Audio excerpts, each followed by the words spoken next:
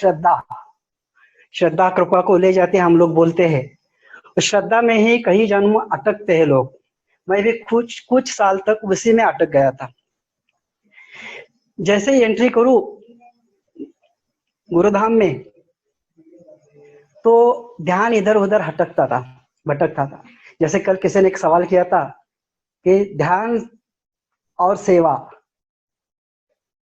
एक दूसरे को पूरक है। यदि जैसे मनीष गुरुजी ने बताया कि यदि हम ध्यान से सेवा करेंगे तो परफेक्ट हो जाएंगे, लेकिन वही मिस हो जाता था मुझे मेरे तरफ से। जब भी जैसे भी जाऊं कुछ गुरु पूर्णिमा के लिए, पर्व के लिए या बड़ा गुरुवार के लिए, तो कुछ इधर उधर की बातें सुनता था तो परेशान हो जाता था और लगता था कि यार जो बंदा ये बात कर रहा है 20 साल से गुरुजी के पास आता है, ये ऐसा बात कर रहा है तो क्या फायदा इधर आने से। फिर वो नर्वस होके उसी मूड से, और काफी मन में चलता था यार क्या फायदा इधर जाने से, ये लोग ऐसे बात करते हैं, वो लोग ऐसे बात करते हैं। ये काफी दिन तक चलता रहता था। उसके बाद में जैसे जैसे नेक्स्ट बड़ा गुरु आता था, अपने आप को संवारता था, वापस दोबारा चला जाता था। वो मैं नहीं चला जाता था, वो खींच के ले जाते थे। ये मुझे अभी एनालाइज करने के बाद पता चलता है। तो ये इसलिए होता है कि हम ध्यान जो है गुरु में नहीं रखे, हम किधर इधर उधर भागते रहते हैं, इधर उधर हमारा ध्यान चला जाता है और इसके वजह से हमारा टाइम वेस्ट हो जाता है। टाइम वेस्ट नहीं बोल सकते हैं, ये भी अपने कर्मों का हिसाब है, लेकिन ध्यान से यदि सेवा करेंगे तो इजीली आगे चले जाते हैं। इसके लिए मैं आपको एक किस्सा सुनाता हूँ।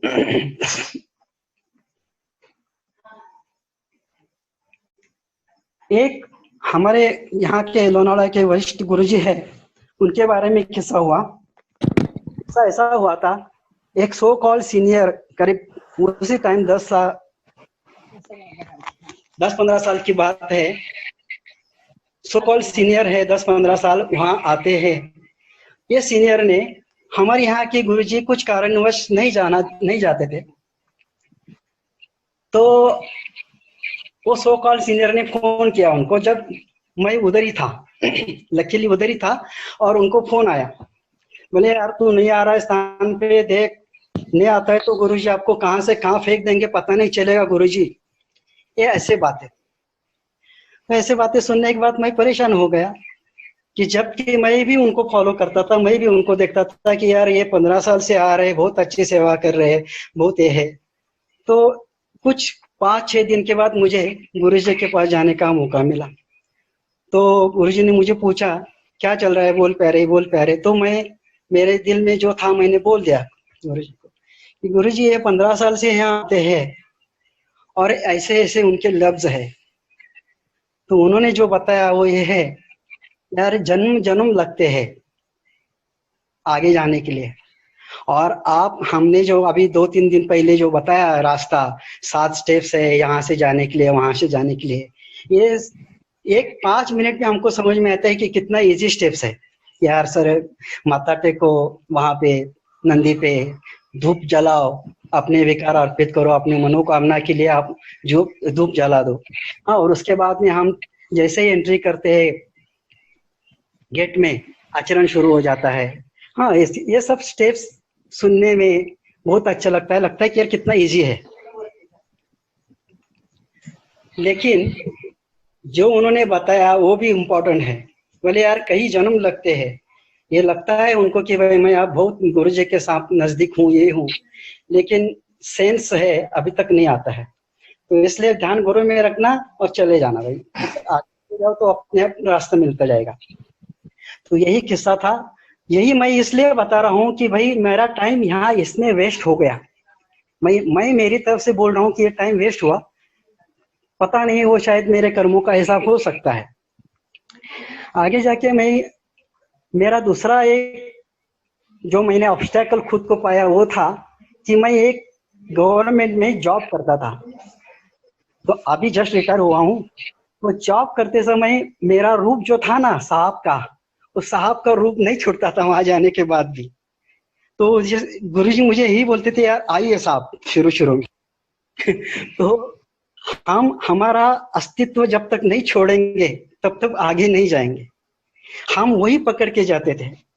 मेरी एंट्री भी ऐसे ही हुई। मैं ये मेरी कमजोरी भी नहीं मानता हूँ, ये प्लस पॉइंट है शायद मेरे लिए, कि मैं टेलीफोन डिपार्टमेंट में जॉब करता था यहाँ लोनावाड़ा में, और मेरे उमेश गुरुजी बहुत अच्छे मित्र थे यहाँ परिवार में आने से पहले।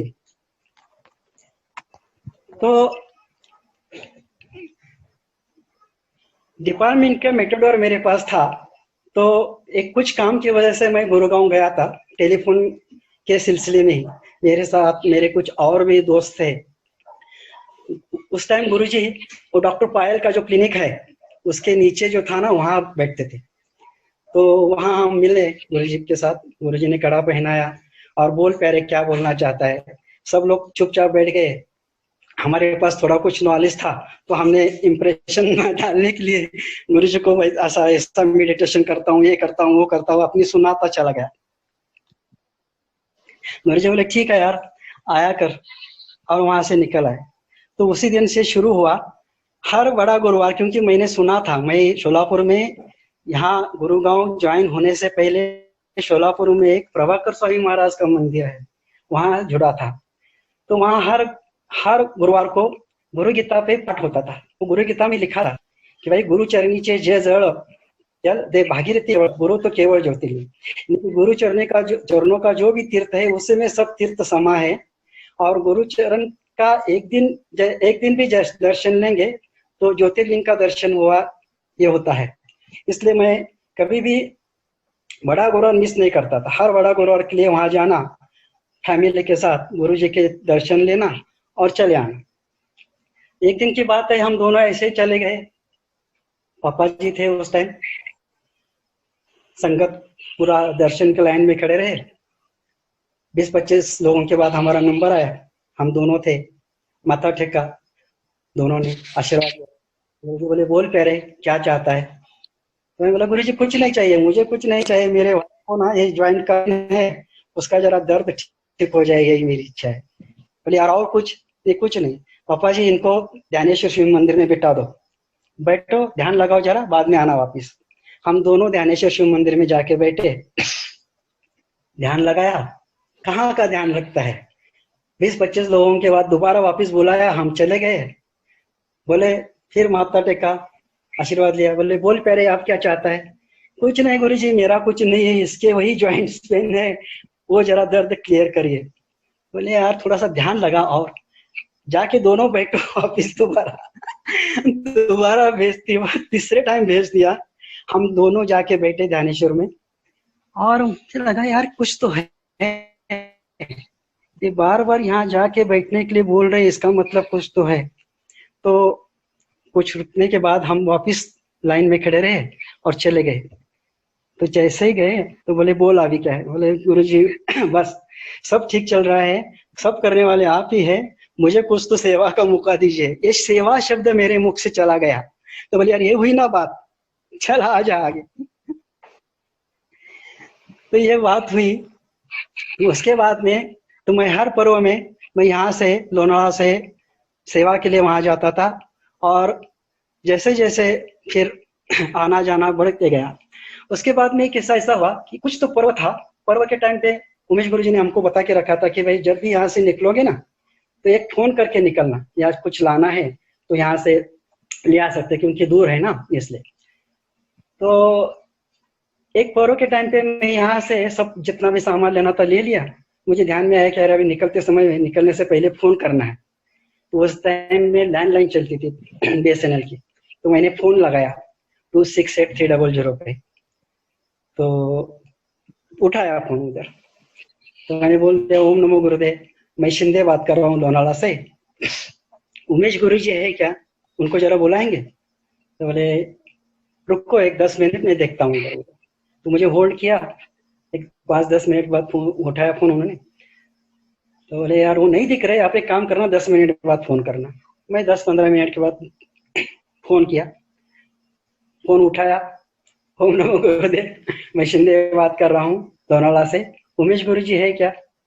बोले यार वो देखना पड़ेगा। होल्ड किया। 5 मिनट के बाद बोल दिया कि यार नहीं है, एक 10 मिनट बाद फोन करना। मेरा पेशेंट छूट रहा था क्योंकि मेरे इसमें अभी भी ऑफिसर का रूल था। तीसरे टाइम मैंने फोन किया तो फोन उठा। ओम नमो गुरुदेव, मैं शिंदे बात कर रहा हूँ लोनाला से। आपको मैंने मैसेज दिया था। गुरु जी है क्या? तो बोले यार देख तो रहा हूँ, लेकिन आप कौन बोल रहे हैं? मैंने पूछा तो बोले मैं यहाँ का सेवादार बोल रहा हूँ। तो क्या काम है बेटा? मैंने बोला गुरु जी, मैंने बोला मुझे गुरु जी को नहीं पहचाना। मैंने बोला यहाँ से मैं निकल रहा हूँ, यहाँ निकलने से पहले उन्होंने मुझे बोला था कि भाई कुछ सामान ले आना है तो पता कर लो, क्योंकि यहाँ से एक तो यहाँ से 12 किलोमीटर दूर है, रास्ता ठीक नहीं है और मुझे भी जल्दी पहुंचना है। तो ये बचता है, बोला ठीक है यार आप निकल आना। तो मैं यहाँ से निकल गया। गेट पे मुझे उमेश गुरु जी मिले। तो बोलता है यार आपने जो फोन किया था गुरु जी ने उठाया था फोन। तो ऐसी एंट्री हुई मेरी। या ऐसे काफी किस्से हैं। तो मेरा यही कहना है कि जहाँ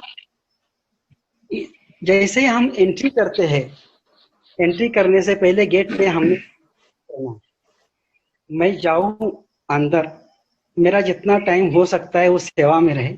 इधर उधर की बातें सुनाई दिए तो भी मैं उसको कैसे निग्लेक्ट करूं और मेरा ध्यान गुरु में कैसे रहे, ये करने की कोशिश करे। बाकी करने वाले वो है, करने वाले वो है। इसके ऊपर भी एक किस्सा हुआ था। मुझे बोला यार गुरु जी, बोले क्या है, क्या बोल रहे हैं, बोल क्या? बोले कुछ नहीं गुरु जी, पेड़ का पत्ता भी आपके मर्जी की सिवा हिलता नहीं, मैं कुछ नहीं करता हूँ, आप ही कुछ करने वाले हैं सब कुछ। तो बोले ऐसा नहीं होता है, ऐसे थोड़ी होता है। घोड़े को तालाब तक लेके जाने का काम मेरा है, बाकी पानी पीना नहीं पीना वो उसके कर्मों का हिसाब है। तो बोले यार ये लाइन, पहली लाइन जो है श्रद्धा कृपा को ले जाती है वो ठीक है, लेकिन उसके बाद में कृपा के लिए तो करना पड़ता है, कर और पा। जब तक हम नहीं करेंगे तब तक आगे पाएंगे नहीं, इसलिए करना भी जरूरी है। इसलिए वहां पे भी लिखा है अपने विकार अर्पित करो, चढ़ावा ना चढ़ाइए। इसका मतलब ये है कि हम विकार अर्पित हमको करना है। नहीं तो ऐसा लिखा जाता था कृपया चढ़ावा ना चढ़ाइए, अपने विकार यहाँ लिए जाते हैं, ऐसा लिखा जाता था। वहां तो ऐसा लिखा है कि अपने विकार अर्पित करो। तो ऐसे ही बोलते थे गुरु जी, बोलते थे यार मन में कुछ बहुत लेके आते हैं और बताते नहीं, और बोलते हैं गुरु जी आप तो अंतर्यामी हूँ, आपको सब कुछ पता है। हाँ मुझे सब कुछ पता है, लेकिन तू देना तो चाहता है तब मैं लूँ ना, ये सब चीजें हैं। तो जैसे वैभव ने बताया था, दिल्ली के केशवानी जी ने, मनीष गुरु जी का जो मंथन हुआ वो प्री प्राइमरी से लेके पीएचडी तक था। मैं इससे बिल्कुल सहमत हूँ, क्योंकि मेरी एंट्री जो हुई है वो पीएचडी के लोगों के साथ ही हुई है। 2000 में मैं करीब 2000 की बात है, मैं अंधेरी स्थान पे गया था बड़ा गुरुवार के लिए। उस टाइम गुरु जी के दर्शन कैसे मिल सकते हैं, कितना ज्यादा से ज्यादा संग मिल सकता है, एक जुज्बा था। यार चलो इधर का मिल नहीं हुआ तो वहां जाके हम लोग 4-5 जन यहाँ से अंधेरी स्थान चले जाते थे और वहां दर्शन लेके उनके साथ गप्पे जो भी है टाइम जितना जाता वो। तो मुझे याद है अभी भी करीब 12 अगस्त का था दिन था वो। तो हम लोग यहाँ से चले गए थे, हमारे रजनीश जी भी थे, 4-5 लोग थे, हम लोग चले गए थे। हमको गुरु जी ने उस दिन रुकना है। उस दूसरे दिन हम सबको लेके वो बैठे, उनके सामने सिर्फ मैं अकेला था, बाकी लोगों को गुरु जी ने सबको खड़ा किया था और उनकी हाजिरी ले रहे थे, भाई उठक बैठक करो, सुनते नहीं। और मैं थोड़ा सा डर रहा था। बोले यार तू डर मत, तो डरने की कुछ बात नहीं है, ये लोगों ने होमवर्क नहीं किया है, तेरा होमवर्क हुआ है, तू डर मत, तू बैठ। तो बोले तुझे एक टास्क है, पीएचडी करवानी है लोगों से, और तेरा सब्जेक्ट है बॉडी माइंड सोल, ये तेरा सब्जेक्ट है। बाकी लोगों को तू इकट्ठा कर, और जैसे यहाँ से मैं लोनावाला के लिए निकलूं, 2 घंटे का टाइम लगता है मुझे पहुंचने के लिए, मैं तुझे मैसेज देता हूँ। जितने भी लोग वहां से पीएचडी करने के लिए तैयार है वो सबको लेके तू गुरुगांव पहुंचना, हम उनका सेशन लेंगे। ये मुझे सेवा दी गई। तो उस टाइम मुझे याद है अभी भी किस्सा, तो मैं उनके साथ बैठा था और मैं थोड़ा सा अपने आप को अलग कर रहा था कि ताकि मेरा पैर उनको टच न हुए। तो उनके ध्यान में आया, उन्होंने वो पूरा मुझे ऐसा गोदी में ले लिया, बोले यार मैं क्या अछूत हूँ क्या, हाँ? तू इतना क्यों डर रहा है, ये तो टचिंग थेरेपी है, बोल के उन्होंने ऐसे मुझे गोद में ले लिया। यानी कि वो इतना रिलीज करते थे अपने आप को, सबको। हम जैसे भी उनके सामने जाएंगे तो कैसे रिलीज करना है, हम एक लेके जाते हैं यार गुरु जी के सामने कैसे मैं ये करूँ, वो नहीं। जब भी सुबह भी हम उनके साथ बैठते थे तो पूछते थे यार जोक ऑफ द डे क्या है बताओ, जोक से शुरू होता था। न्यूज ऑफ द डे क्या है बताओ, थॉट ऑफ द डे क्या है बताओ। ऐसा नहीं कि भाई ये इतना ये करके आओ उतना ये करके आओ, नहीं, कितना कैसे रिलीज कर सकते हैं पहले वो रिलीज करते थे। इसलिए वो लोगों को उटक बिटक निकालने के लिए बोल रहे थे और मुझे बोले तो तू चिंता मत कर, तेरा होमवर्क हो रहा है, मैं सब करा लेता हूँ। लेकिन वो होमवर्क मुझे दिया था कि भाई सब लोगों को आप इकट्ठा करो और गुरुधाम पहुंचाओ। तो मैं आके उनका सेशन देता हूँ। करीब 7-8 सेशन मैंने सबको इकट्ठा करके लिया था। एक सेशन की बात ऐसी है, मुझे अभी भी वो सेशन याद है। मैसेज मुझे 2 बजे मिला कि 4 बजे गुरुधाम में पहुंचना है, गुरु जी आने वाले हैं और ये पीएचडी के लोगों के साथ सेशन है। तो मैं थोड़ा सा परेशान हो गया, 2 घंटे में कैसा इकट्ठा करूं लोगों को। कुछ लोग आए ने शिवाजी से आते थे, कुछ लोग कैवल धाम से आते थे। सबको मैंने मैसेज दिया, सबको इकट्ठा करने की कोशिश की और इकट्ठा करते करते वहां पहुंचते पहुंचते उनको 6 बज गए। तो मेरे अंदर चल रहा था यार हम जो टाइम उन्होंने बताया है 4 बजे, हम 4 बजे नहीं पहुंच पाए, ये ऐसा एक टेंशन था मन में। तो 6 बजे सेशन शुरू हो गया। सेशन 1 घंटा चला। उसके बाद में वो टीम में हमारे साथ 2 लेडीज आते थे आईएनएस शिवाजी से। उसमें एक चेतना थी जो हमारे हैदराबाद के प्रसाद गुरुजी है, उनके भाई श्रीनिवास, उनकी वाइफ। उस टाइम वो बहुत परेशान थी तो रोने लगी थी। सेशन होने के बाद गुरुजी हर एक से अलग अलग मिलते थे, तो उसके साथ बैठ रहे थे तो हम लोग थोड़ा सा दूर हो गए। वो जैसे रोने लगी, गुरुजी ने उसको अंदर लेके उसको रिलीज कर दिया। उसका टेंशन रिलीज हो गया। उसकी टेंशन यही थी कि उसकी शादी नहीं हो रही। उसको गुरुजी ने उसी दिन उसका एश्योरेंस कर दिया, गुरुजी ने उसके ऊपर कृपा कर दी कि भाई तेरी हो जाएगी शादी। तो वो टेंशन रिलीज हो गया। सब लोग बाहर गए और मैं गुरुजी को मिलने गया। जैसे मैंने चरणों पे माथा रखा, माथा टेका, तो मुझे रोना आया। बोले यार क्यों रो रहा है? मैंने बोला गुरुजी 4 बजे का आपने मुझे टाइम दिया था और मुझे सब इकट्ठा करते करते 6 बज गए और ये नहीं हो रहा था, क्योंकि मैं खुद जानता था 2 बजे से आना है जहाँ मेरे का सेशन है, लेकिन पॉजिटिव रिस्पांस लोगों से नहीं मिला। तो जैसे मैंने मनोमन प्रार्थना कर रही कि वह सेशन आपके करा लेने वाले हैं, तो वो सेशन पूरा हो गया। तो मैंने उनको बोला ये मैं नहीं कर रहा हूँ, सब आप ही कर रहे हैं। बोले यार मैंने किया या तूने किया, वो कुदरत ने करवाना था वो कर लिया।